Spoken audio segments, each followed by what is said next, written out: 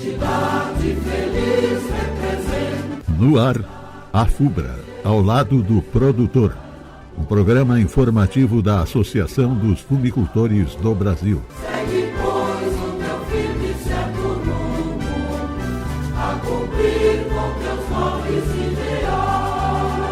No programa de hoje vamos conversar com o engenheiro agrônomo Jones Ricardo Henker, gerente de pesquisa e desenvolvimento da FUBRA. Seja bem-vindo, Jones. Bom dia, Elpidio. Bom dia a todos os clientes e associados da FUBRA. Falar um pouco sobre a questão das podas em frutíferas nesta manhã. Quais são os principais objetivos da poda em frutíferas e como ela influencia a produtividade e a qualidade dos frutos? Primeiramente, Elpidio, a poda em frutíferas é uma prática essencial. Ela visa justamente a questão da manutenção da arquitetura da planta, uma relação entre também o equilíbrio de crescimento, vegetativo e reprodutivo. Gostaria de destacar aqui que a produtividade ela está relacionada aos tratos culturais que a gente vem tendo em relação aos frutíferas. Então, a remoção dos ramos improdutivos ou doentes é uma prática essencial.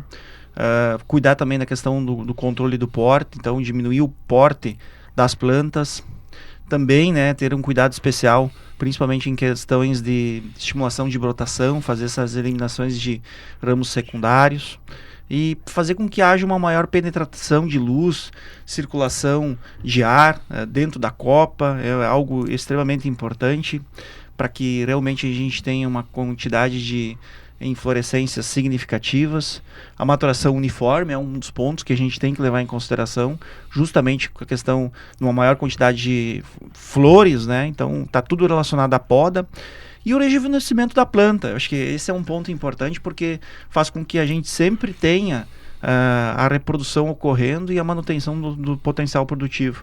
Isso é muito importante para que a gente consiga manter longevidade dos nossos pomares. Como deve ser conduzida a poda de formação em frutíferas de clima temperado, como a macieira e a pereira, durante os primeiros anos após o plantio? Bem, um ponto importante, a condução da copa deve começar logo após o plantio.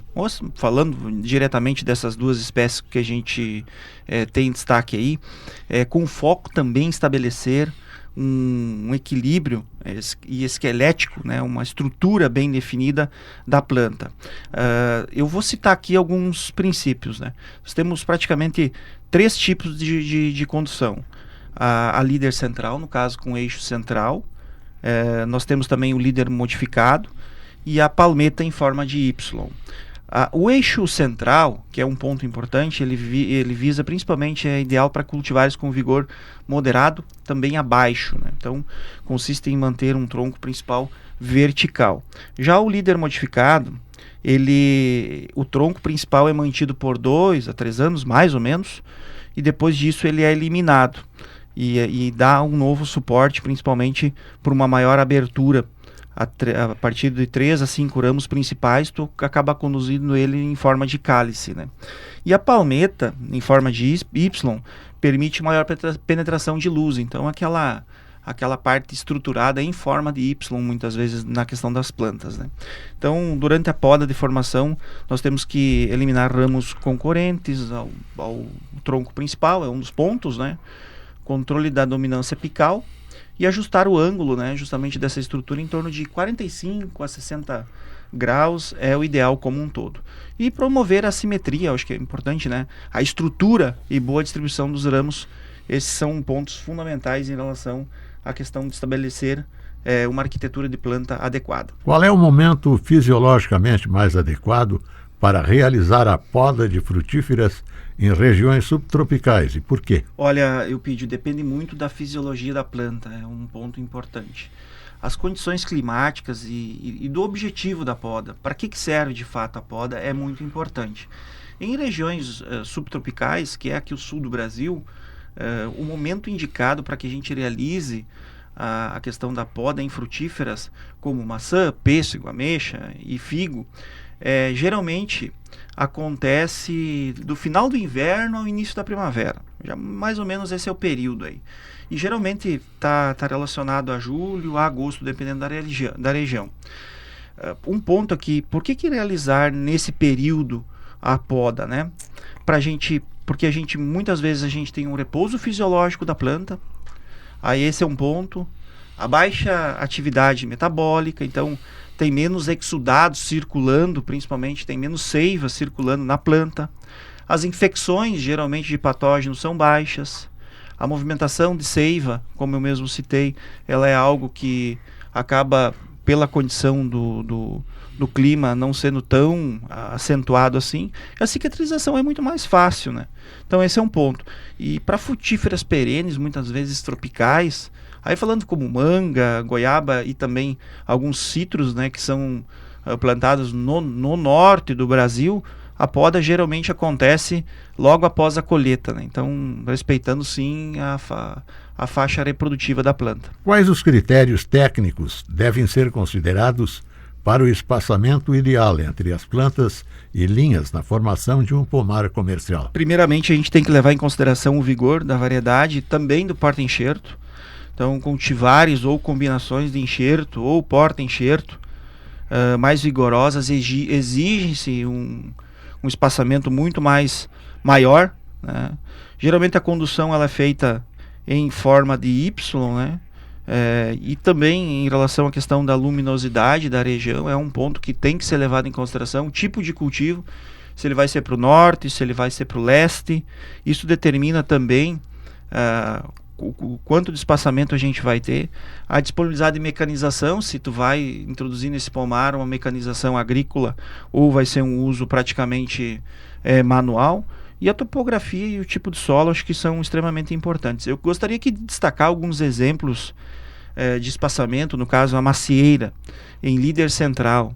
A gente utiliza 3 metros entre linhas e 1,2 a 1,5 metros entre plantas. O pêssego geralmente em torno de 5 por 3 metros entre plantas. E os citros em sistemas tradicionais variam de 6 a 7 metros, com esse espaçamento entre plantas de 3 a 4 metros. Então, o espaçamento mal planejado, né, ele resulta em pomares muitas vezes sombreados, a gente tem baixa produtividade e também dificuldades operacionais como um todo. Com a escolha do porta-enxerto, influencia na formação e no manejo de pomar, especialmente em relação ao vigor, produtividade e resistência a doenças. Eu comentei sobre o porta-enxerto, né, que eles chamam muito do cavalinho. Ela muitas vezes é a base fisiológica da nossa planta frutífera, né, enxertada. A escolha geralmente acontece lá no viveiro de produção de mudas, né? E praticamente o porta-enxerto, em grande parte, ele serve para controle do vigor da planta. Então, porta-enxertos que são anãs, né? Eles chamam isso de anancisiantes, né? Que são plantas que têm um porte menor, que facilitam principalmente a parte operacional. Mas temos porta-enxertos também que trazem precocidade de produção, né? Alguns em relação, mais focados também em relação à questão de resistência a doenças de solo e de pragas, né? E as adaptações a diferentes condições de solo também. Mas como um todo, o porta-enxerto tem que atender a esses critérios, né? Esses 4 critérios: controle de vigor, precocidade na produção, resistência a doenças e adaptações em relação ao solo. A escolha errada, muitas vezes lá no viveiro de produção, ele pode gerar problemas muito graves, como incompatibilidade, né, em relação à planta que está sendo introduzida. Então a gente pode ter problemas em relação a uniformidade de baixa produtividade e também problemas em relação a doenças. Então, extremamente importante, né, utilizar um porta-enxerto de ótima qualidade. Quais são os principais erros técnicos na poda de frutíferas e quais as consequências que eles podem causar na fisiologia da planta na produção? Bem, erros na poda, né, comprometem diretamente o desenvolvimento das frutíferas, Eupídio, e a produtividade e a resistência também em relação às doenças. Alguns erros técnicos mais frequentes que ocorrem, tá? Os erros mais comuns é a questão da poda excessiva. Então, assim, eu tenho uma planta, ela é velha, eu não posso fazer a retirada de mais de 30% da copa. Eu acabo estimulando, né, o desenvolvimento de ramos secundários. Os cortes mal feitos, sem angulação, também são problemas. A falta, muitas vezes, de desinfectação dos materiais, justamente pode ser feito ou com álcool gel com álcool normal, tradicional, a base 70% de álcool, ou hipoclorito de sódio, que é a água sanitária que a gente utiliza, na proporção de 1%. Esses são os requisitos para que a gente tenha plantas saudáveis. E assim, é importante respeitar o período de dormência, como eu mesmo estava comentando, né? Então, podas em épocas inadequadas, né, elas acabam prejudicando muito a planta. Então, acabam trazendo consequências fisiológicas como redução da reserva energética, o aumento da quantidade de brotações e ladrões que não frutificam, que só atrapalham, a maior suscetibilidade a doenças e pragas, pulgões principalmente, redução da vida do pomar. Então, assim, são várias consequências. Se a pessoa que está operando um pomar fizer algo diferente ou errado, vai acabar comprometendo. Então, e o manejo correto, né, é respeitar o período adequado para a poda, geralmente inverno para as plantas anãs, usar ferramentas afiadas e limpas, fazer cortes rentes, muitas vezes, as gemas sem troncos, e equilibrar a retirada de ramos, né, não comprometendo mais de 30% do teor da quantidade de a retirada da máxima da copa, né, não extrapolando mais de 30%. Então esses são alguns pontos importantes no momento do manejo das frutíferas. Como o manejo da poda verde, poda de verão, pode contribuir para o controle vegetativo e equilíbrio produtivo nas frutíferas? A poda, né? A poda verde, também chamada de poda de verão, ela muitas vezes é realizada durante o crescimento ativo da planta. Então a planta vai crescendo e tu vai fazendo a retirada de alguns galhos. Geralmente isso ocorre muitas vezes em citros, né? Entre o florescimento até a colheita.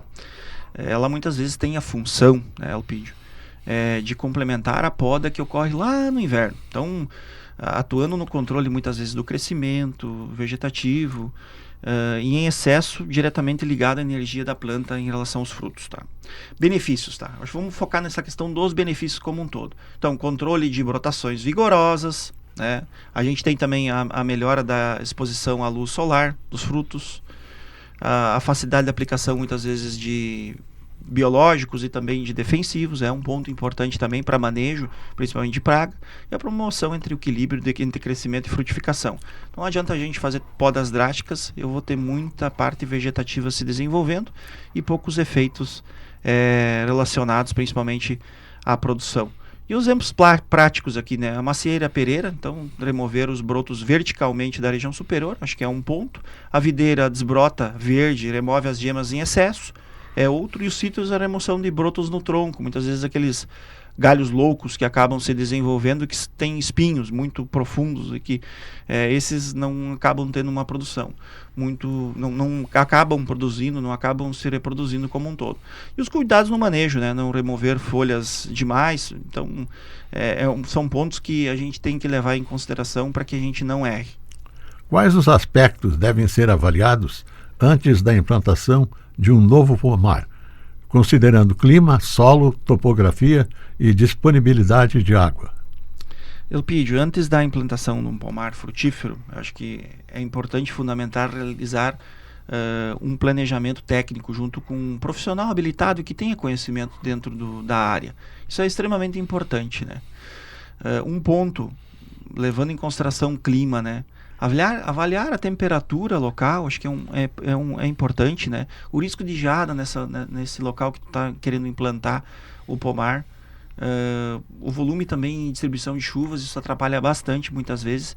A quantidade de horas frios, se aquela planta muitas vezes necessita de uma quantidade de estímulo de dormência, por exemplo. Então isso é extremamente importante. Um exemplo clássico aqui, né? O pêssego, ele precisa em torno de 200 a 800 horas de frio. Claro, vai depender muito da cultivar, é claro, né? Enquanto a maçã vai precisar em torno de 600 a 1.200 horas. Então a região ela determina muitas vezes qual é a quantidade de frio necessário para que tu quebre a dormência muitas vezes das plantas, né? O solo, né? Realizar, no caso, análise física e química para tentar identificar como é que está a textura, a fertilidade, a acidez e também o posicionamento em relação à fertilidade. E os solos, ou analisar a questão se é um solo mal drenado, existem camalhões, respectivamente. Então é um ponto que tem que levar em consideração. A topografia se ajuda ou não. Então são pontos importantes aí para que a gente não erre. Evitar áreas com declividade superior a 12%, né? Isso é extremamente importante. E avaliar a disponibilidade de água. Eu acho que isso que determina principalmente a eficiência como um todo. Mais um programa com muitas informações para os nossos produtores. Obrigado, Jones, pela sua participação e um bom dia. Obrigado pela oportunidade de transmitir um pouco do conhecimento. Rápido, né? A gente tentou ser o mais objetivo possível. E um abraço a todos os associados e clientes. E deixo à disposição toda a nossa equipe técnica para sanar as dúvidas em relação às frutíferas. No próximo sábado, neste mesmo horário e nesta mesma emissora, mais um programa AFUBRA, ao lado do produtor. Programa informativo da Associação dos Fumicultores do Brasil.